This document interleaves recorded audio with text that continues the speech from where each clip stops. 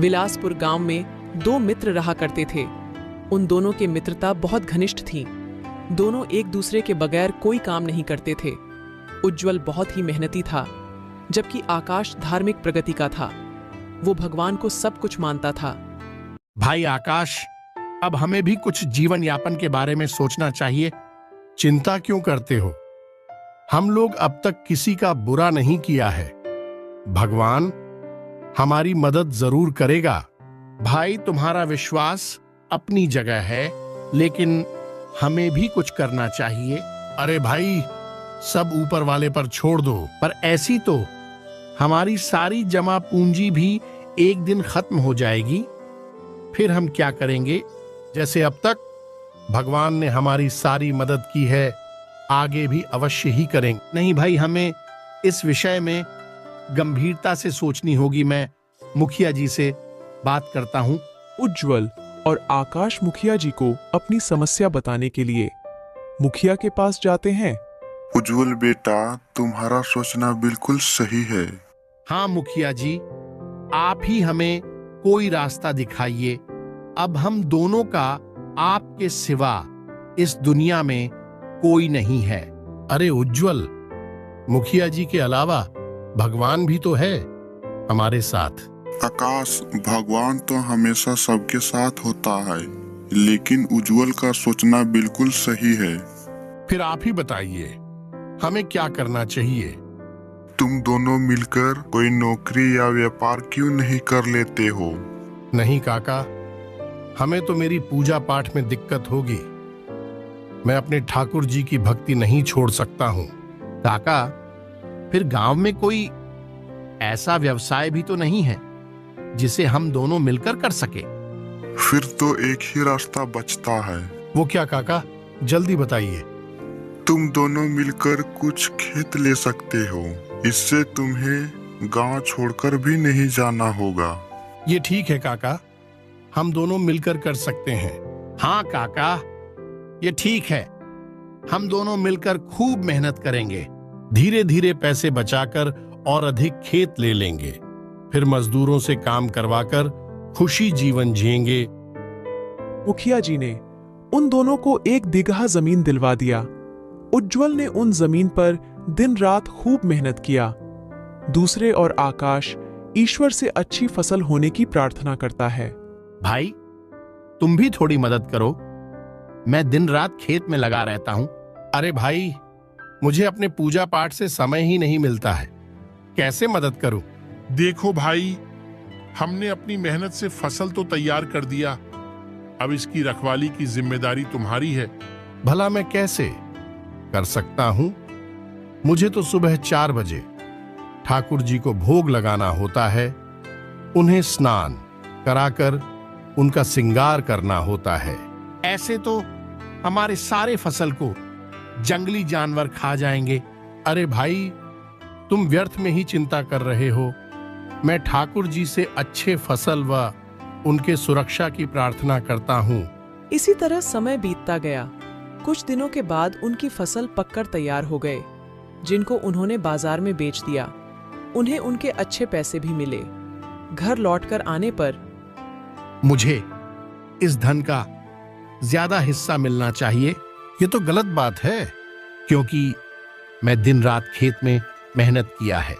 नहीं, धन तो मुझे ज्यादा मिलना चाहिए। वो क्यों? तुम तो दिन रात ठाकुर जी की सेवा में ही लगे रहे, तो यह भी तो उन्हीं की वजह से संभव हो पाया है।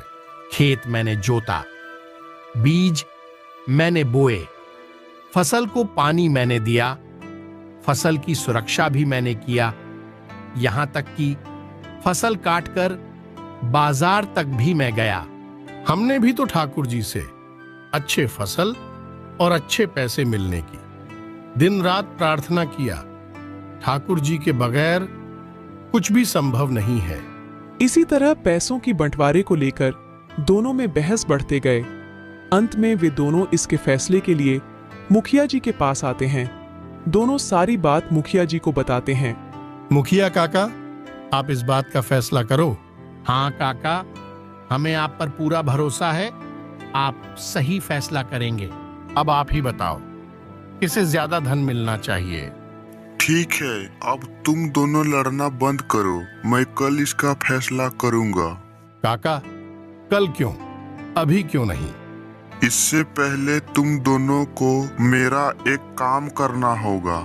मुझे मंजूर है, आप बताइए क्या करना होगा। क्या काका?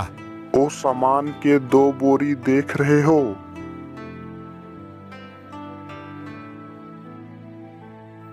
हाँ काका, इसे कहाँ रखना है?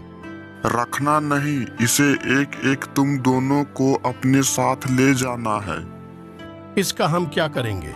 इसमें चावल है, उसके साथ कुछ कंकड़ भी है। तुम दोनों को इसमें से कंकड़ और चावल अलग करके लाना है। ठीक है काका। क्या ठीक है? मुझे तो बहुत सारे काम हैं। जब कल सुबह तुम दोनों ये काम करके आओगे, तभी मैं निर्णय करूंगा कि किसे अधिक धन मिलना चाहिए। आकाश और उज्जवल अपने अपने चावल के बोरी लेकर अपने घर को चले जाते हैं। उज्जवल सारी रात जागकर चावल व कंकर को अलग करता है, लेकिन वह आधी ही बोरी कंकर अलग कर पाता है। दूसरे दिन सुबह। उज्जवल बेटा, तुमने कितने चावल साफ किए? मैं तो सारी रात इन्हें साफ करता रहा, लेकिन सिर्फ आधी बोरी ही साफ कर पाया। कोई बात नहीं, तुमने अपना प्रयास तो किया। अच्छा बेटा आकाश, तुमने कितने साफ किए? मेरे तो पूरे चावल साफ हो गए होंगे। अरे यह तो कमाल हो गया। काका, मुझे अपने ठाकुर जी पर पूरा भरोसा है। आपको इस बोरी में एक भी कंकर नहीं मिलेगा। आकाश की बोरी जास की तास थी, क्योंकि उसने उसे मंदिर में छोड़कर ठाकुर जी से प्रार्थना किया था। उसकी बोरी जब खोली जाती है तो चावल और कंकड़ दोनों मिलते हैं। अरे ऐसा कैसे हो सकता है? मैंने तो सारी रात ठाकुर जी से प्रार्थना किया था। बेटा तुम निराश मत हो, ये तो सिर्फ तुम में सीख देने की योजना थी। कैसी सीख काका? मैंने कुछ समझा नहीं। यही कि ईश्वर उन्हीं की मदद करते हैं जो स्वयं की मदद करता है, यानी जो स्वयं ही मेहनत करता है। काका मुझे माफ कर दो, आपने मेरी आंखें खोल दिया। मैं समझ गया कि ईश्वर भक्ति अपनी जगह है, लेकिन जब हम मेहनत करेंगे तभी तो ठाकुर जी उनका फल देंगे। बेटा माफी मुझसे नहीं बल्कि उज्जवल से मांगनी चाहिए। आप ठीक कह रहे हैं काका।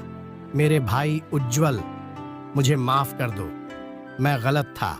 इसके बाद आकाश भी उज्जवल की तरह खूब मेहनत करने लगा। अगले साल उनकी फसल और भी अच्छे हुए। हमें सिर्फ ईश्वर के भरोसे नहीं बैठना चाहिए, हमें सफलता प्राप्त करने के लिए मेहनत भी करनी चाहिए।